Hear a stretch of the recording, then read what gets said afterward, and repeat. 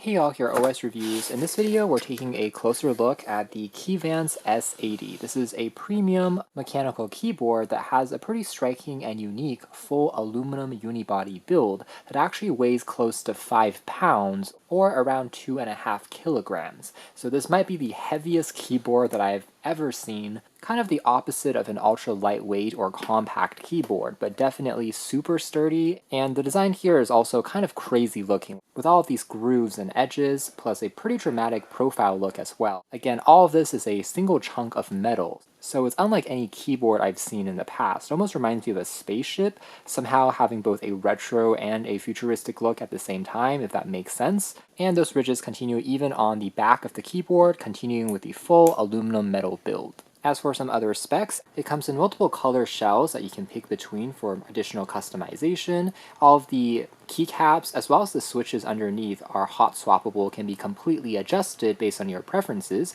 so the frame here is modular in a way, and it's also a multi-connectivity keyboard, so you can use it in the wireless Bluetooth mode if connecting it to a phone, a tablet like an iPad, but of course you can also use it as a wired gaming keyboard for the lowest latency, in which it can achieve 8,000 Hz polling rate. There's also an adjustable optional companion software or driver that you can use to further customize the lighting patterns, as well as assign additional macro shortcuts if desired. Still, these are traditional mechanical switches as compared to, say, magnetic switch keyboards, which have also become more popular recently. It really is all about this design that sets this one apart. 6,000 mAh capacity battery inside if you're using it detached in the wireless mode, and also 5-degree tilt there for the kickstand. And the company claims they got some design inspiration from modern architecture, certain buildings as you can tell there, which is quite unique. Of course, with such a heavy keyboard, it isn't necessarily geared towards traveling. However, it's going to be just very stable on a desk. It's not going to move or shake around, and there are plenty of layers inside as well, so pretty well mounted with gaskets and foam dampeners to make the keys feel well stabilized. Not too surprising considering the extra heavy weight, but it will retail for around $250, initially available through Kickstarter for a little bit less. So by no means is this going to be a budget model, but the striking look and the ultra premium build are responsible for that slightly higher price. Here's an introduction of the linear switches that come by default in terms of the activation force, but again, you can swap this out using the modular pins if you prefer something else instead. One other unique trick here is there claims to be a touchpad built into the side of the keyboard that you can use to adjust some of the lighting effects as well as the volume controls on your computer. But that touchpad basically replaces a knob, dial, or a LCD screen like we have seen on some other mechanical keyboards recently. So here's all the final specs here just at a quick glance. Coming in 4 customizable colors for the shell, including a pretty dramatic red, as well as gradient colored keycaps, which are quite beautiful. There's a smaller box that will contain the USB Type-C cable that's also color coordinated with the keyboard, showing pretty good attention to detail. One end is kind of spring rolled, so you can stretch it to be longer if needed, and it has USB Type-C and this prong connector that you can snap into the other end to make the cable longer, twisting to lock into place. So quite extra in terms of the presentation, but clearly showing a bit more of attention to detail on some of these accessories as more of a flagship keyboard for this brand. The sleeves, by the way, are also built out of metal, just like on the keyboard deck. Some of the shapes and profile of the keyboard is also echoed on the packaging here as well. On the left-hand edge of the keyboard is where you'll find the USB Type-C port. Interestingly, there's actually 2 available, designed for charging and used in the wired mode, manual power on and off switch, as well as a nano receiver that snaps into place as an alternative to Bluetooth connectivity if you still want to use it wirelessly. So keyboard itself is literally built like a tank. In fact, if you drop this on someone, it could cause critical injury and probably be a blunt weapon. That is just how insanely heavy-duty this thing is. Now, the layout does not include a numpad here on the edge, however, just the QWERTY letters, an extra row for function keys, and then on this edge here is going to be the touchpad that you can swipe on for some of the gesture controls. Again, there is no screen or knob, though, built onto this model, and I do like the included keycaps on the silver edition that slowly becomes darker here at the bottom, giving it a more delicate touch. Now, by the way, the kickstand on the back is fixed into place, again using this chunk of metal, so the 5-degree tilt is fixed in place. You can't actually make it taller by propping it up further, and so pulling off one of the keycaps to check what's underneath, very interestingly, it looks like this unit here actually came with blue switches instead of the linear kind of gray switches that were shown on the page. So these are clicky, quite loud switches that come by default, but again, it is completely customizable, so perhaps there are different configuration tiers that you can pick between, and again, swap it out if you want to in the future. That being said, it does mean that the sound, since they are using blue switches on this particular version, are going to be a little bit more clacky and loud for demonstration purposes.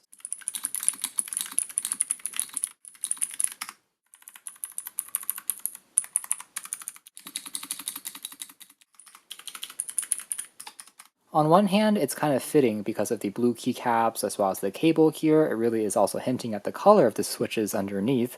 On the other hand, it definitely takes me back to the days of my first mechanical keyboard, maybe a decade ago, because blue switches were the most common switch type, before other styles and variants started cropping up as the cost of mechanical keyboards started to go down as their popularity increased. So it's definitely nostalgic, but again, blue switches are one of the loudest, so you definitely hear that clack. If you are in a shared space or environment, you may want to pick one of the quieter, linear type switches instead. But on the other hand, it's a pretty good beginner type switch just because it is super satisfying to click on. You get the audible response that kind of gives you confirmation that you've pressed on the key, and you don't have to exert quite as much force as on a traditional island or membrane style keyboard. The switch is trying to do part of the work for you. And so over time, you can achieve higher accuracy, faster typing, as well as the switches themselves being longer lasting, modular, and replaceable versus traditional keyboards, of course. All those attributes are still found here. And to their credit, the keys do in fact feel very well stabilized. Part of the weight as well as gasket mounting means that there is no movement at all, even if you're typing very vigorously, and also consistent when it comes to the overall sound that the keys here are making. Spacebar also, regardless of where you're pressing, feels pretty evenly distributed, so it's still an enjoyable typing experience overall, even if I do find blue switches to now be a little loud for my tastes. And this is a plug-and-play keyboard if you're just using it for typing. It's basically compatible with any system, whether it's Mac OS, Windows, Linux, Chrome OS, Android, iOS, with an iPad, so on and so forth. The driver there is optional only if you want to change the additional lighting effects, as well as assign macro shortcuts, things like that.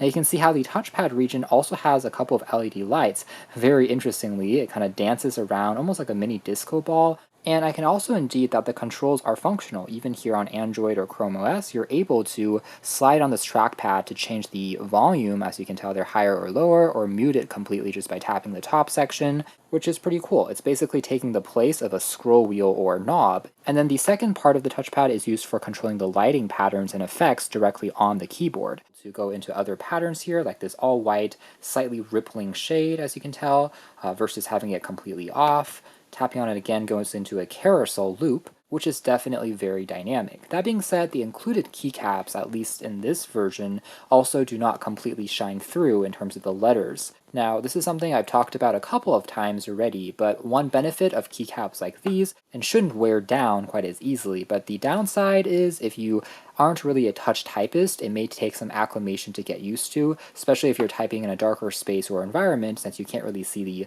letters and symbols. And so a little bit of ambient light might still be necessary to operate it. This one just changes into a red color, also quite funky. As for brightness controls, we can tap on function and the arrow keys to turn it completely off versus getting gradually brighter and brighter.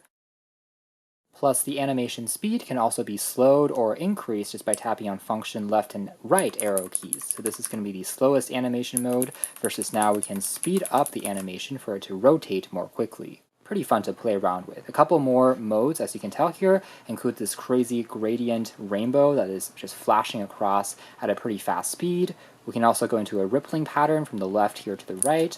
It will turn off automatically after a couple of seconds of inactivity to consume less power. This one then reverts into a top-down gradient effect. Now, it doesn't have a built-in microphone, so there isn't necessarily a reactive equalizer mode that kind of dances and strobes with music and sound around you. It seems like a lot of these recent newer gen keyboards have all removed that function. Single color modes can also be played around with, and it will just be kind of stuck here on this one frame or continuously lit, as well as reactive modes as well, so you can tap on the keys for a split second for it to then splinter across the entire row. Here's one more that has a rainbow effect to the reactive typing experience, strobing in a slightly more dazzling way. So definitely the lights here seem to be a little stronger and more playful than many of the other budget keyboards that we've seen recently, all looking quite good.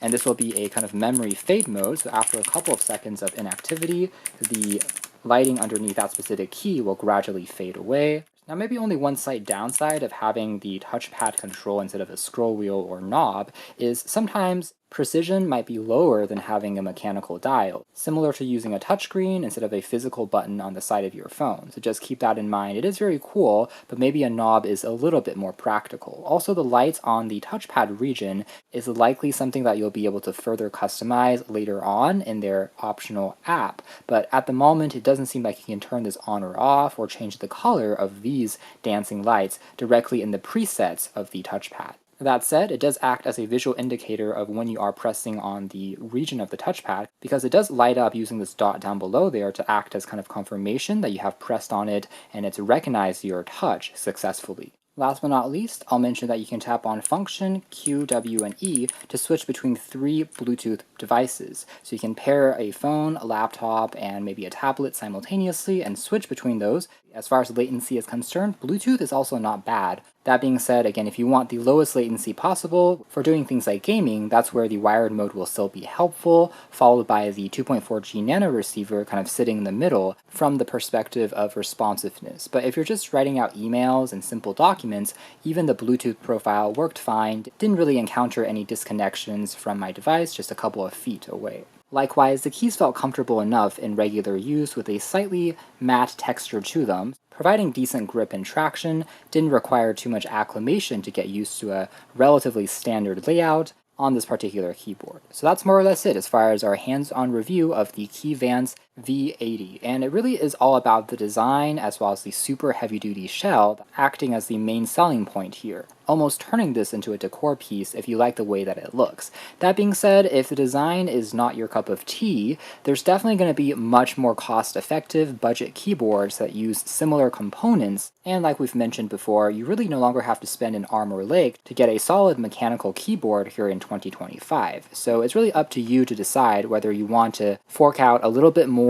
for a model that has more of a premium shell, even if functionally speaking it's still quite similar to most other keyboards we've seen, well, maybe with the exception of the touchpad region, which, speaking of, would be kind of cool if they allowed you to use it as a mouse control in the future. Being able to move the cursor around on screen for devices like iPads or phones that you're connected to, similar to a laptop trackpad, would be pretty cool, but right now you can only control the volume as well as the lighting effects out of the box.